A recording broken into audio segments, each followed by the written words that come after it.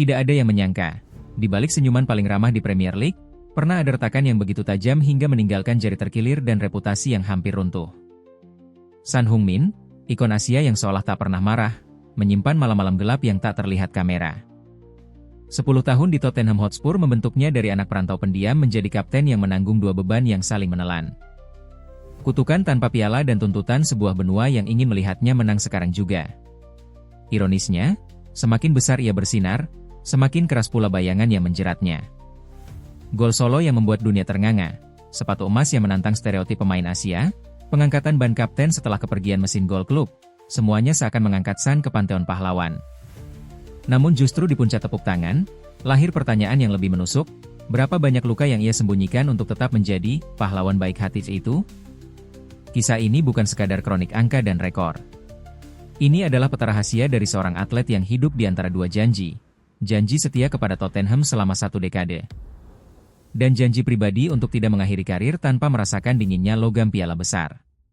Di ruang ganti yang sunyi, di latihan tambahan ketika rekan-rekannya pulang.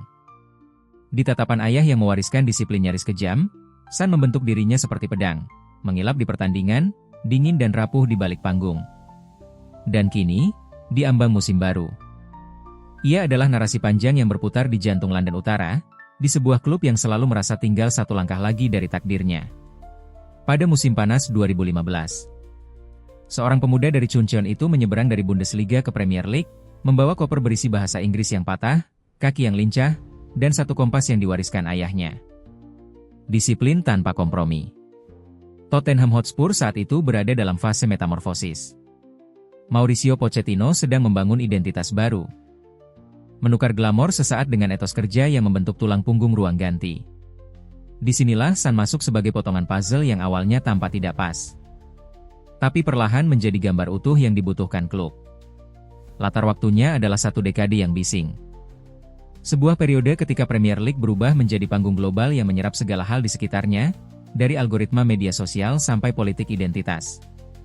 Di tengah perubahan itu, Son menjadi semacam duta yang menghubungkan dua dunia. Ia adalah poster boy Asia yang menolak dikurung dalam eksotisme pasar. Sekaligus idola Tottenham yang memaksa para skeptis di Inggris menghormati kualitas, bukan paspor. 10 tahun ini, dari White Hart Lane yang bermandikan nostalgia ke stadion baru yang megah.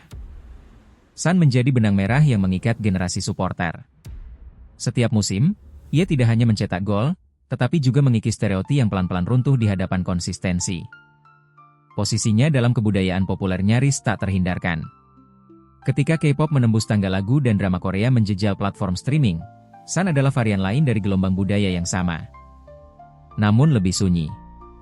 Ia tidak menyanyi, ia tidak menari, tetapi ia menorehkan koreografi sendiri melalui gerak kaki, timing, dan ketenangan di kotak penalti.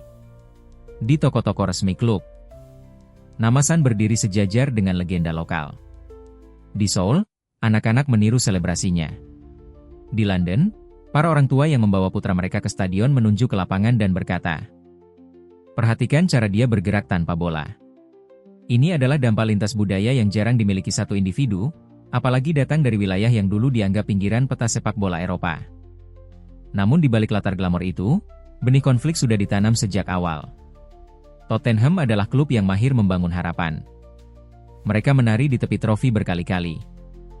Dari perburuan gelar yang dramatis hingga final Eropa yang memompa adrenalin. Son hadir dalam momen-momen itu bukan sebagai figuran, melainkan aktor utama. Ia melesat di malam Eropa. Memecah garis pertahanan yang lebih mahal dari apartemen di Knightsbridge. Ia berpasangan dengan mesin gol klub dan menjahit rekor kombinasi yang membuat komentator kehabisan metafora. Tetapi semakin tinggi ia mendaki, semakin jelas jurang di bawah kakinya. Tanpa piala besar, semua cerita hebat terancam dibaca seperti puisi yang belum selesai. Kisah pribadi Son ikut mengukuhkan aura misteri yang membuat publik tak berhenti menatap. Ayahnya, Son Wung-jung, adalah guru yang mencetak logam panas dengan palu berulang kali. Disiplin di rumah bukan mitos, melainkan metode. Ada latihan yang membuat betis memar dan ego mengkerut. Ada standar yang tidak tunduk pada statistik televisi. Karena itu, ia menanggapi seolah baru merapikan tempat tidur. Pola pikir seperti ini membentuk citra publik yang menawan namun juga menuntut. Para penggemar memproyeksikan impian mereka padanya. dan San menerimanya sambil menyembunyikan letih di sudut mata. Ruang ganti Tottenham sendiri bukan tempat steril. Dalam satu dekade, manajer datang dan pergi, filosofi berganti tekstur, dan hierarki berdenyut mengikuti hasil pertandingan.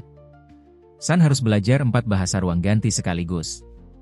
Bahasa intensitas Pochettino yang mengajarkan transisi sebagai agama. Bahasa pragmatis Jose Mourinho yang tak sabar terhadap romantisme. Bahasa api dingin Antonio Conte yang kadang membakar jembatan. Lalu ritme baru yang memberi kebebasan pada naluri. Apakah setia berarti bertahan tanpa syarat? Apakah loyalitas bernilai sama ketika jam karir terus berdetak? Latar geografi pun memainkan peran. London Utara adalah cermin yang memperbesar segala emosi. Kemenangan terasa seperti festival jalanan. Kekalahan terasa seperti pengasingan diri. Media menulis dengan tinta yang kadang berlebihan. Setiap kebetulan bisa menjadi narasi. Saat San menerima ban kapten, kota memperlakukannya seperti babak baru yang tak terbantahkan. Padahal di belakang itu ada beban retoris yang berat. Seorang kapten di Tottenham bukan sekadar pemilik ban di lengan, melainkan penjaga harapan yang sering membengkak tak terkendali. Ia harus menenangkan gemuruh stadion, merawat kepercayaan pemain muda. Orang pertama yang menantang ritme nyaman, orang pertama yang mengakui bahwa tanpa standar yang kejam, harapan akan kembali menjadi debu. Tidak ada kisah besar tanpa sedikit bayang-bayang. Cedera, kelelahan, dan kewajiban internasional menghasilkan minggu-minggu sunyi yang tidak masuk highlight. Ada tulang yang retak lalu disatukan kembali oleh tekad. Ada malam Eropa yang sempurna berubah mimpi buruk oleh keputusan yang tidak bisa diubah. Ada momen di mana amarah meledak di pinggir lapangan. Mengingatkan bahwa di balik senyum itu ada bara yang dijaga ketat. Dan di luar klub, di tim nasional, tekanan berubah rupa, kadang lebih tajam, kadang lebih sentimental. Namun selalu menuntut dirinya berada dalam 2 tempat pada saat yang sama. Setiap kembali ke London, ia membawa sesuatu yang tak terlihat, entah itu rasa bangga yang hangat, atau rasa sakit yang disembunyikan di balik perban tipis. Dalam lanskap budaya dan olahraga yang makin teatrikal, San berdiri sebagai protagonis yang terpaksa bermain dalam 2 genre. Di satu sisi, drama penyelamatan yang membuat para supporter memaafkan segala kekacauan. Di sisi lain, thriller psikologis tentang seorang striker sayap yang tahu waktu tidak menunggu. 10 tahun bukan angka yang sekadar cantik di teaser peringatan. 10 tahun adalah bukti bahwa satu manusia bisa menahan badai yang tak henti dan tetap tersenyum untuk kamera. Bagaimana kemenangan-kemenangan kecil menyelamatkan mereka dari kepahitan, dan bagaimana kegagalan-kegagalan besar membentuk tekad yang mungkin, atau justru tidak. Membawa mereka ke piala yang selama ini seolah bercanda. Inilah panggungnya. Tottenham, sebuah klub yang mengerti cara membuat jantung berdebar tetapi belum menuntaskan kisahnya. Son Heung-min, seorang kapten yang menanggung 2 janji. Di antara keduanya, ada satu retakan yang menjadi pusat cerita kita, retakan yang memisahkan legenda personal dari warisan kolektif. Apakah garis itu akan menyatu, atau justru melebar sampai memaksa salah satu pihak memilih jalan berbeda? Untuk menjawabnya, kita harus menyelam ke bab berikutnya. Saat naik dan turun tidak lagi sekadar grafik, melainkan detik-detik yang mengubah seorang manusia. Awalnya tenang, bahkan nyaris biasa. Musim 2015-2016. Son Heung-min datang sebagai anak baru di kelas yang terlalu cepat. Ritme Premier League menelannya hidup-hidup. Ia terlihat sopan, sedikit kikuk, berlari banyak tanpa selalu menemukan simpul akhir. Di ruang ganti, ia belajar nama dan kebiasaan, di lapangan latihan ia belajar napas sepak bola Inggris yang tak memberi jeda. Konon, tetapi menentukan arah satu dekade hidupnya. Musim berikutnya menjadi awal dari kebangkitan. Dalam sistem yang menuntut transisi kilat, Son menemukan wilayahnya. Ia tidak lagi sekadar berlari cepat. Ia mulai membuat keputusan secepat pikirannya. Gol datang dalam paket beruntun, kepercayaan diri mengikuti. Di Eropa, malam-malam London memantulkan cahaya dari sepatu botnya. Di Liga, ia mulai menjadi jawaban ketika pertandingan macet. Son menemukan satu kesenangan aneh, menertawakan kelelahan. Latihan tambahan usai latihan resmi. Pergerakan tanpa bola yang tampak sepele namun merobek formasi lawan, insting pertama menyisir sisi kiri lalu menusuk diagonal ke tiang jauh. Pelan, sebuah tackle yang salah ritme, benturan yang beruntun, dan seorang lawan terbaring dengan kaki yang mengerikan. Wajah San memucat. Tangannya menutup mata. Ia meminta maaf bahkan sebelum peluit berbunyi. Dunia melihat air mata itu dan bertanya apakah si anak baik telah hancur. Kartu merah yang awalnya terangkat akhirnya dianulir kemudian. Tetapi kejadian itu menempel seperti noda yang tidak bisa dihapus sepenuhnya. Malam itu, San pulang sebagai manusia, bukan pesepak bola, menanggung rasa bersalah yang tidak masuk statistik. Ketika penghargaan untuk gol terbaik akhirnya diberikan, San menerimanya dengan senyum yang sama dan kata-kata yang tidak meledak. Tetapi di dalam, ia tahu satu hal. Ia baru saja merobohkan pagar terakhir yang mengurung imajinasi orang pada batas seorang pemain Asia. Era manajer berubah, dan dengan itu berubah pula cara San harus bertahan. Di bawah pendekatan yang lebih dingin dan klinis, ia diminta menimbang risiko seperti akuntan. Di bawah suara yang lebih membakar, ia diajak berlari sampai batas. Di tengah semua, terjadi letupan kecil yang mengungkap denyut jantung ruang ganti. Di sebuah jeda turun minum, sang kiper veteran mendatanginya dengan amarah. Rekaman memperlihatkan keduanya saling dorong. Rekan-rekan memisahkan. Dunia menafsirkannya sebagai keretakan, namun pemain melihatnya sebagai bahasa lain dari tuntutan. San, yang selalu tampak tenang. Malam itu memperlihatkan bara yang selama ini dipendam rapi. Besoknya keduanya berpelukan di depan kamera, tetapi publik sudah menangkap pesan yang lebih penting. Di Tottenham, semua orang hidup di bawah tegangan tinggi, dan San bukan pengecualian. Kemudian datang masa yang menguji tulang. Sebuah retak di lengan, operasi, dan pandemi yang mendadak mematikan lampu dunia. San pulang ke tanah air untuk menyelesaikan kewajiban yang selalu menghantui atlet Korea Selatan. Di lokasi latihan yang jauh dari sorot kamera liga, ia berbaris, menembak, berbaring merayap, dan menerima penghargaan sebagai prajurit latihan yang menonjol. Ada yang mengatakan fase itu memulihkannya, merapikan ulang pikirannya, membuat langkahnya kembali mantap ketika liga bergulir lagi. Ketika sepak bola kembali, ia berlari lebih ringan, seperti seseorang yang tahu persis apa yang bisa diambil dan apa yang perlu dibiarkan.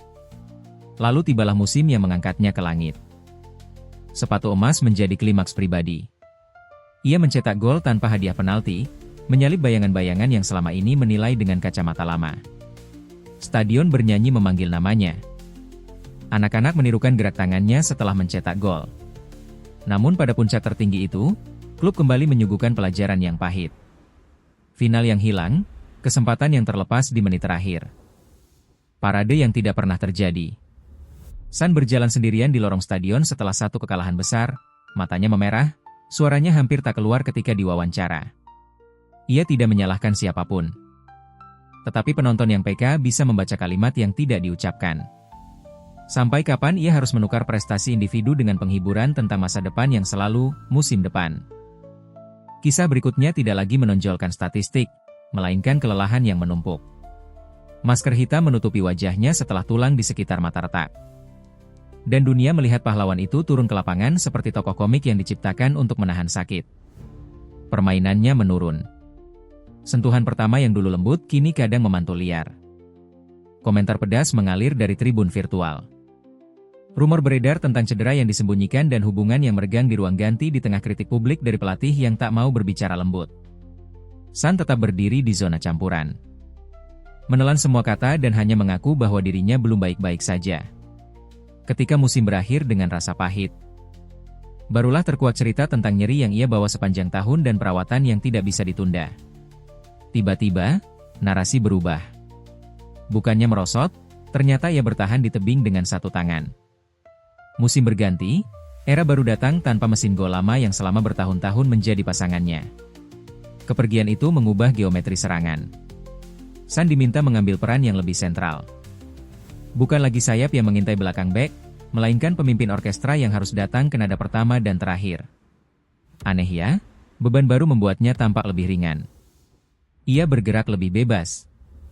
Mengukur ruang, mengundang rekannya masuk melalui celah sempit, lalu tiba-tiba menyambar seperti kilat. Kapten baru ini tidak berteriak di lapangan. Ia memimpin dengan ritme permainan dan tatapan yang menenangkan. Kursi penonton yang dulu mencibir kini kembali berdiri. Namun di papan kehormatan klub, ruang untuk piala besar masih kosong. Ia telah menunjukkan bahwa kebaikan tidak bertentangan dengan ambisi dan bahwa senyum bisa berdampingan dengan ganasnya naluri di kotak penalti. Tetapi jam tidak menunggu. Dalam setiap sorak-sorai yang mengiringinya keluar lapangan, ada pertanyaan yang merayap seperti embun dingin. Apakah kesetiaan yang ia peluk selama 1 dekade akan bertemu dengan takdir piala itu? Para manajer bisa silih berganti tetapi penantian supporter tetap sama. Ia juga memahami bahwa karir seorang atlet tidak dibangun dari satu puncak, melainkan dari ratusan lereng kecil yang mendaki pelan. Dari semua naik turun itu, San keluar sebagai figur yang lebih utuh, tetapi juga lebih berani menatap pertanyaan paling tabu di London Utara. Anda tahu pertanyaan itu. Dan di bab berikutnya, kita akan menyingkap sisi yang paling gelap dari perjalanan ini, tempat rumor bertemu perasaan, tempat keputusan akhir mulai berdesir. Retakan itu punya tanggal dan wajah. Malam lembab melawan Everton, sebuah tackle yang terlambat berubah menjadi adegan yang tak sanggup ditonton ulang. Seorang lawan menjerit, stadion membisu. Hukuman dibatalkan, tetapi rasa bersalah tidak memiliki tombol undo. Dari kejauhan Anda dapat membayangkan malam tanpa tidur, kalimat maaf yang tak berhenti diputar di kepala. Dan ketakutan yang paling sunyi. Bagaimana jika anak baik yang dijunjung publik ini diingat karena luka orang lain?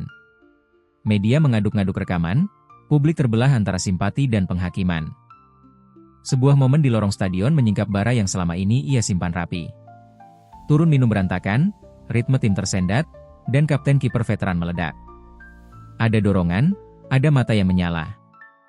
Ada rekan yang memisah. Untuk sesaat, topeng ramah San terbelah dan kita melihat amarah telanjang yang hanya dimiliki orang yang menuntut banyak pada diri sendiri. Keesokan harinya mereka berdamai. Memeluk, dan menyebutnya sebagai bagian dari standar.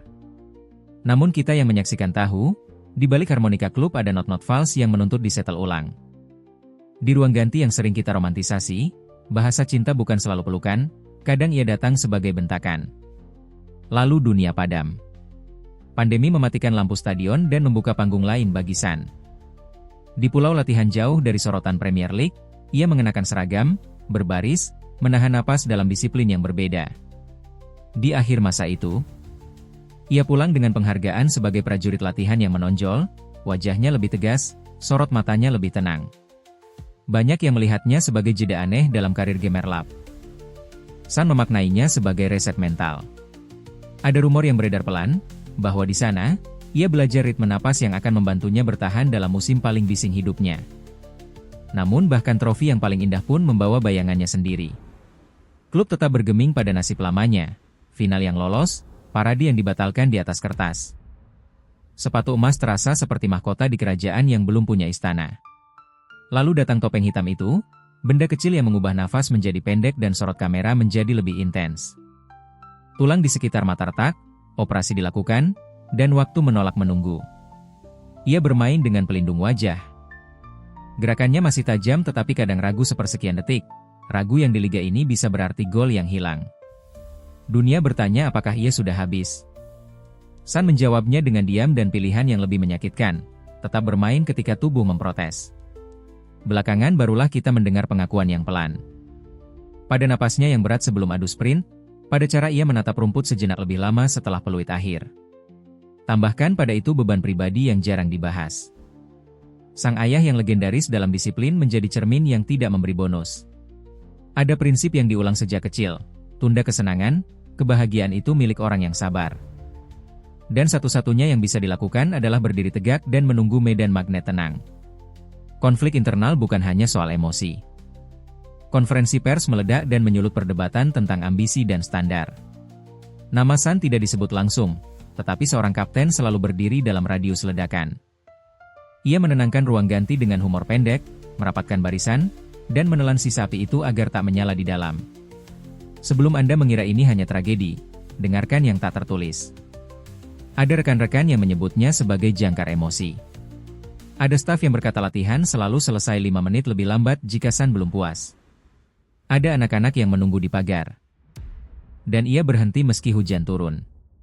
Ada video yang tidak viral, ia memeluk seorang pemain muda setelah debut gugup dan berbisik kalimat yang tak akan kita dengar. Kebenaran gelapnya. Jika harus disebut gelap, adalah bahwa San menukar sebagian besar dirinya untuk menjaga cahaya orang lain tetap menyala. Dan itu, pada akhirnya, adalah beban yang tidak semua bintang sanggup pikul. Reaksi publik mengikuti gelombang. Di Korea, ia dipeluk seperti putra yang pulang membawa kabar baik. Di Inggris, ia diperdebatkan dengan standar paling kejam untuk pemain kelas dunia. Ada hari ketika ia disebut fenomenal, ada hari ketika ia diminta duduk di bangku. Media sosial berputar tanpa belas kasih, lalu stadion di London Utara membalasnya dengan nyanyian yang lebih keras. Di sela-sela itu, Son belajar seni paling tua dalam olahraga, menafsirkan bising sebagai latar, bukan pesan utama. Ia kembali pada ritme yang lebih sederhana, lari, putuskan, tembak, dan pada hal-hal kecil yang membuatnya tetap manusia, menjawab sapaan petugas stadion, tertawa lepas di latihan, memanggul remaja maskot dengan ringan. Pada titik ini, klimaks bukan lagi sebuah gol menit 90, melainkan pengakuan diam-diam bahwa ia tidak akan hidup selamanya di ruang limbo antara legenda personal dan warisan kolektif. Konsekuensinya jelas. Cepat atau lambat ia harus memilih jalan yang menutup satu pintu untuk membuka pintu lainnya. Tetap setia demi mematahkan kutukan bersama. Atau membelok untuk mengejar dinginnya logam piala di tempat lain. Apapun pilihannya kelak, kita sudah melihat harga yang ia bayar. Dan justru karena itu, bab tentang masa depannya terasa lebih menegangkan daripada final manapun yang pernah ia mainkan. Dari kacamata kanal kami, Son Heung-min adalah paradoks yang paling menawan di sepak bola modern. Ia adalah bintang global yang anti drama, figur publik yang tidak memberi bensin pada gosip, sekaligus atlet kelas dunia yang memilih membiarkan kakinya menjadi juru bicara. Di industri yang gemar menjual cerita dengan tepi tajam, Son justru menumpulkan sudutnya sendiri melalui etos kerja dan keramahan. Ini membuatnya aman dicintai. Tetapi juga berbahaya untuk dinilai dengan standar manusia biasa. Karena pada titik tertentu, keramahan itu menutupi harga yang ia bayar. Opini kami sederhana namun tajam. Sepak bola telah berutang piala besar pada Son, dan utang itu selama 1 dekade belum dilunasi di London Utara. Secara objektif, pengaruh Son terhadap Tottenham tidak bisa disederhanakan menjadi gol dan assist. Ia mengubah cara klub dilihat di Asia, membuka pasar, membangun kedekatan emosional, dan menjadi pintu masuk bagi generasi baru fans. Namun di luar dampak komersial, ia adalah penentu atmosfer. Ada pemain yang bersinar di lapangan tetapi menarik cuaca buruk di ruang ganti. Son bekerja sebaliknya. Ia menyalakan lampu ketika listrik padam. Dalam tim yang berganti filosofi dan nahkoda, keberlanjutan mental adalah mata uang langka. Dan di sanalah Son menjadi bank sentralnya. Ketika ia mengenakan ban kapten, itu bukan hadiah sentimental, melainkan pengakuan bahwa ia mampu menukar kegelisahan kolektif menjadi fokus. Tetapi loyalitas yang indah sering memerangkap.